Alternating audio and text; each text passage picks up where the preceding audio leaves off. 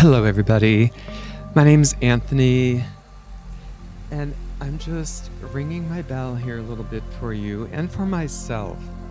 You know, it's coming up for me on 6 years of um, fighting cancer, basically, and beating the odds, and I'm still here. Um, but I have to tell you, my 6 year journey here with prostate cancer has been a roller coaster. And some of the times you might have heard me talk about it, there's been radiation medication, different other medications that have side effects, like on your bones, like osteoporosis, like taking away your hormones and, not making your bones work right. And mine were having an issue before that. And then there's the emotional battles along the way, which, yeah, there's been many, and I've had them my whole life. But they were exacerbated by everything when I, went through this. And, but you know what? In spite of it all, I'm a fighter. People know this. I'm a real fighter. And you can still have a fulfilling life in spite of it all. So I think that's one of the things I want to talk about here, because it's about shining a light on men's health and showing men that, yes, you can go through all of this stuff. It is hell. It will change your life. And some men actually choose not to do anything about it and just let it do its course and take them out. I guess when you have people that care about you in your life, they love you enough to not let you do that. Because, you feel like crap when you're going through it. And I'm telling you, I did at the beginning. But that's how long I've been living with the prostate cancer. 6 years of treatments, ups and downs, and knowing how that I can survive. Today I want to talk about the reality of the journey and the physical battles and the mental strain. And yes, hope, because prostate cancer might mess you up, but it doesn't have to break you.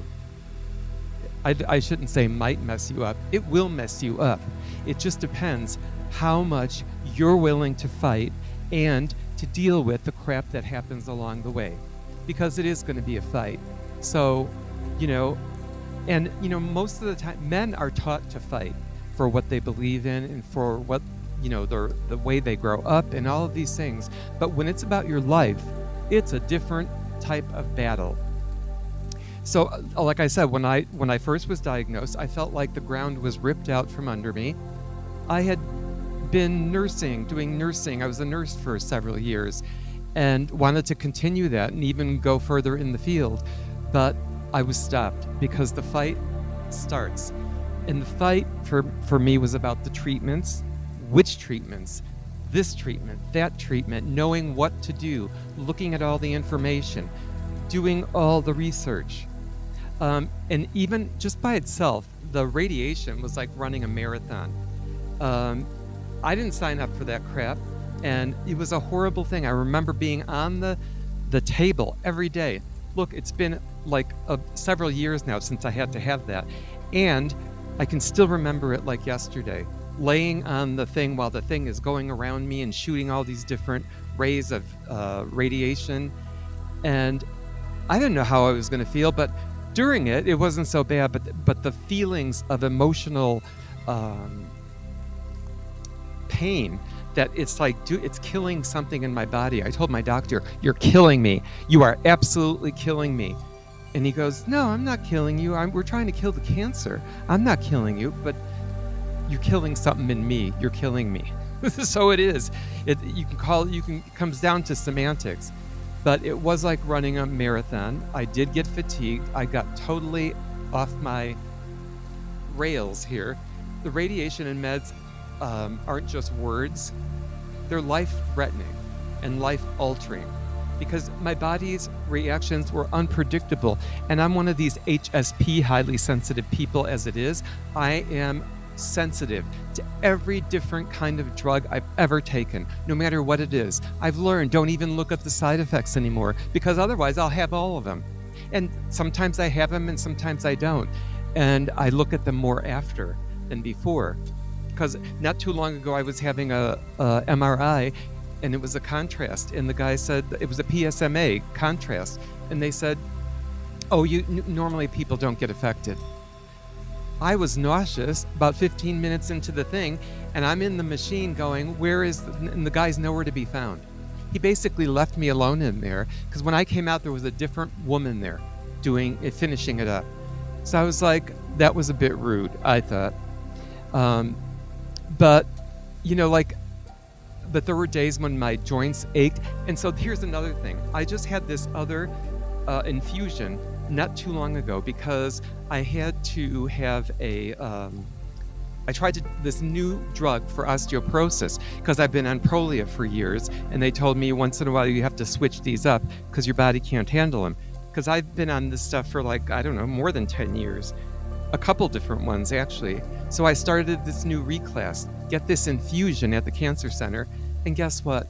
I have a major reaction that night where I'm in bed, feel like I'm being beat up with a bat the next morning. I could hardly get out of bed. My left hip was in total pain. I was like, what is going on now? Because I didn't even know I had arthritis in the left hip until then they did an x-ray and said, oh yeah, you do have some degeneration there.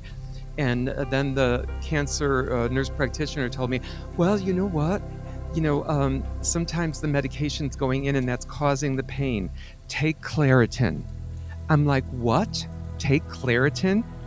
That's not a pain reliever. She goes, they have studies that if you take it with this type of medication, it can help counteract some of the side effects of it. So I took Claritin. I didn't notice that much, maybe a little bit, but the pain outweighed the Claritin. Let me tell you that. And if you've got any of these issues or know anybody with these issues, please subscribe or send them a link from this, because I want people to know about it, because it isn't just about living with the cancer. It's a physical fight, and it's mental warfare. Depression, hopelessness, anxiety, they creep in when you least expect it. For me, focusing on the moment became a lifeline. And it really is, because if I don't focus on the moment, you may as well forget about tomorrow, because I'm gone. So whatever's happening, it's important to me to either do stretching, breathe. That's why I do the bell. I used to do it even when I was working at the VA, because I worked with a lot of different people, and I worked in an area where there was a lot of activity and people coming in and out for treatment. But so I just want you to know, if you're watching this, that you're not alone. And I hope I stay grounded. I hope I help you to stay grounded during these tough times. I know it doesn't sound like it, but over time, it helps you when you start to deal with it, because the prostate cancer changes you. It is messy, it's unpredictable, and sometimes overwhelming, but you can live in spite of it. You can still have a life. You can learn to adapt. You can redefine your life.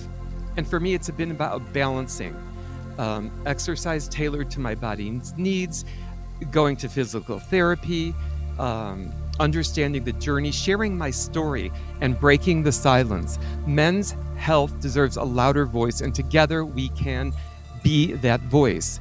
Because, I'm still here. I'm still fighting 6 years later. The cancer has messed up my body. Yes, it has.